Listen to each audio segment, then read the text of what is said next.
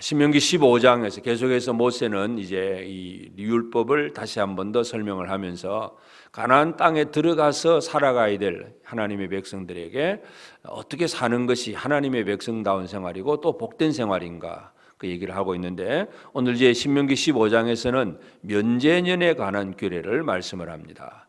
면제라는 단어 그 자체가 뭔가 이 빚을 받을 것이 있는데 받지 아니하고 나는 채권을 포기하고 그 빚을 탕감해 주는 것, 그래서 이 면제해 주는 것, 이것이 바로 하나님의 백성들에게 있어서 이것이 왜 중요한 규례인가 하는 것을 우리가 기억할 필요가 있습니다.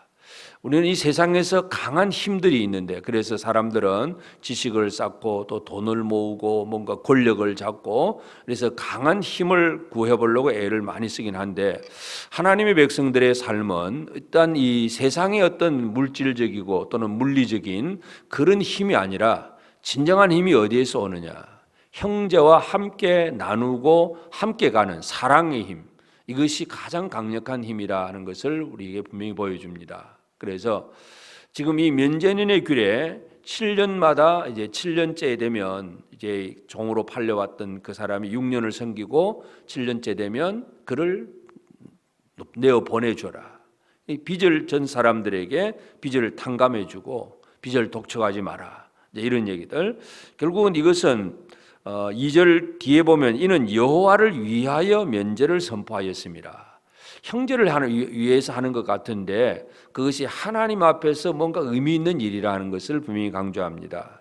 그러면서 또 3절에 보면 이방인에게는 내가 독촉하려니와 내 형제에게 구워준 것은 내 손에서 면제해라. 이방인과 이 이스라엘 형제들과는 전혀 차원이 다르다는 것을 알 수가 있습니다.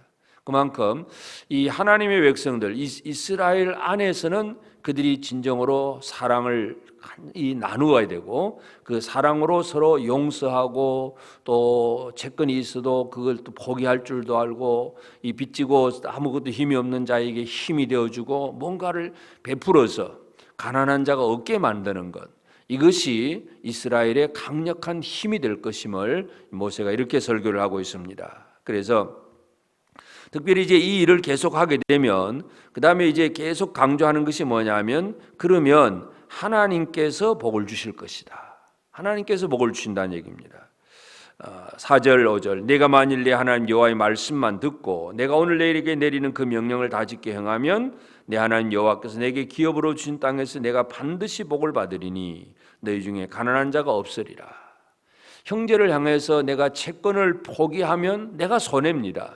그런데 내가 손해본 것 같은데 그 손해는 누가 갚아주시느냐? 하나님이 갚아주신다. 그래서 결국 이 면제년의 규례에 있어서 이 두 가지, 하나님을 얼마나 신뢰하느냐, 뭔가 이 채워주실 하나님을 신뢰하는 것, 그리고 연약한 형제들과 어떻게 함께 할 것인가, 이 두 가지, 하나님을 신뢰하고 형제와 함께하고 이 두 가지가 이스라엘에게 있어서는 가장 강력한 힘이 됩니다.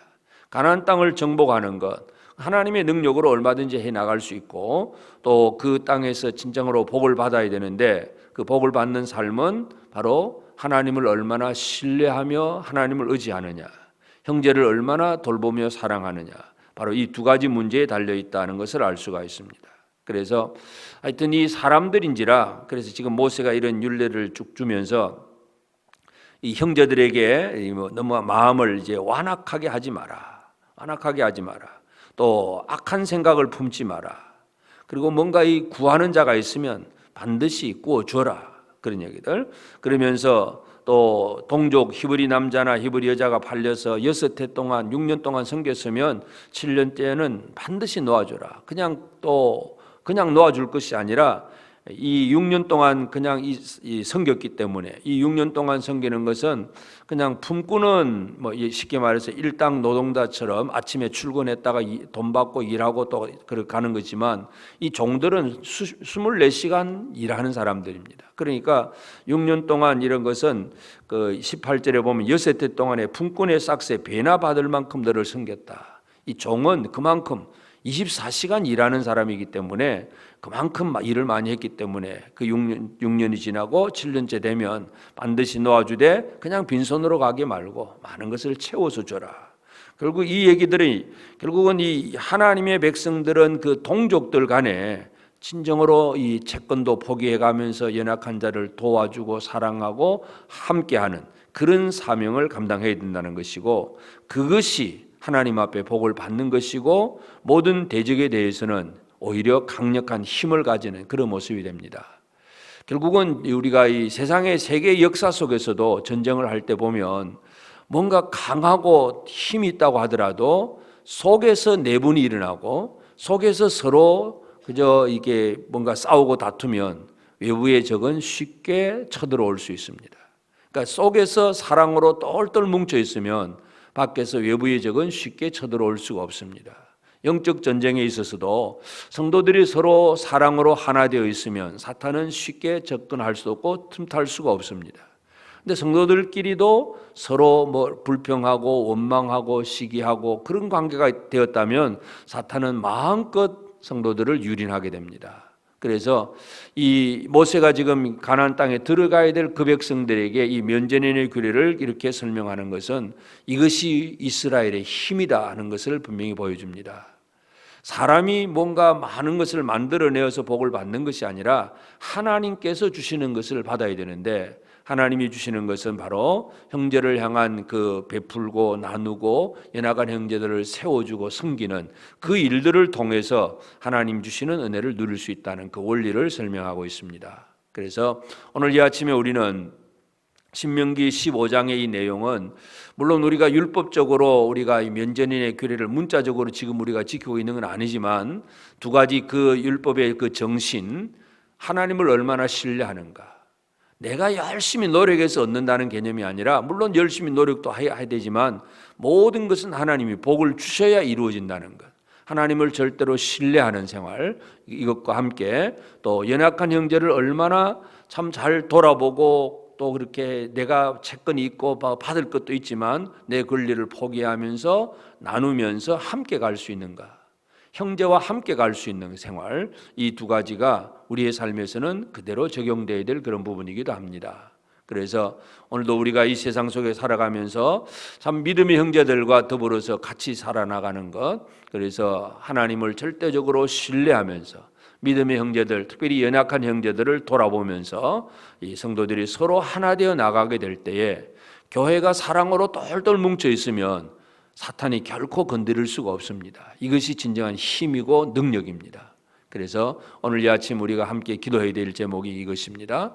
그래서 우리가 이 세상 속에서 눈에 보이는 어떤 물질적인 것을 구하기 위해서 주시옵소서가 아니라 그 이전에 나눌 줄 아는 삶을 통해서, 형제를 사랑할 줄 아는 삶을 통해서 하나님께서 분명히 채워주실 것이라고 하는 확신, 그 믿음을 가지고 나아가는 그런 우리가 되고, 그래서 매일매일의 삶 속에서 하나님께서 우리에게 허락하신 이 복은 다른 데서 오는 것이 아니라 사랑하는 데 주어지는 복이다. 다시 한번 기억하시면서 오늘 나는 누구를 어떻게 사랑할 것인가, 내 주변에 있는 연약한 형제들을 어떻게 그를 도와서 그가 힘있게 살 수 있도록 또 우리가 협력하고 또 내가 받을 것 받지 아니하고 도와줄 걸 도와주면서 함께 할 것인가, 우리가 이 부분들을 기억하면서 물론 물질적으로 가난한 사람도 있긴 하지만 또 영적으로 뭔가 여러 가지 많은 어려움과 시험과 많은 문제를 가지고 있는 형제들도 있을 수 있습니다. 그들을 도와서 그들을 세워서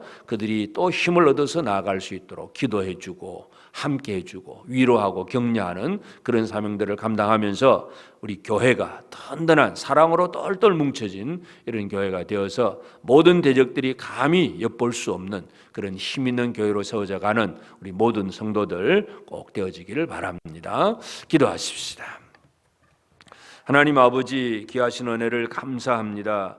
주의 백성들을 또 하나님의 약속의 땅으로 이끌어 가시면서 또 모세를 통해서 또 말씀을 선포하고 증거하고 가르쳐서 그들이 그 땅에 들어가서 면전인의 규례를 따라서 엿새 동안 섬긴 종들을 제7년에는 또 이렇게 해방시켜주고 또 빚진 자들에게 그것을 또 탕감해주고 면제하는 그 일들을 통해서 하나님의 백성들이 서로 하나 되고 서로 가나간 자가 없게 하고 그들이 서로 위로와 힘을 얻도록 하셨고 그로 인하여서 하나님께서 주의 백성들에게 더 큰 복을 주실 것을 약속하셨는데 하나님 아버지 오늘 우리가 이 시대를 살아가고 있으면서 참 우리에게 가장 소중한 것이 형제들이 서로 하나 되고 사랑으로 하나 된 이 삶을 사는 것이 가장 소중한 것임을 다시 한번 깨닫습니다. 아버지 하나님, 우리 자신들이 바로 설 뿐만 아니라 참 내 주변에 있는 믿음의 형제들을 향하여서 내가 어떤 사랑을 어떻게 베풀고 나누고 또 그들을 섬기고 또 그들을 세워야 될지를 깨달아 아는 저들이 되게 하여 주옵소서.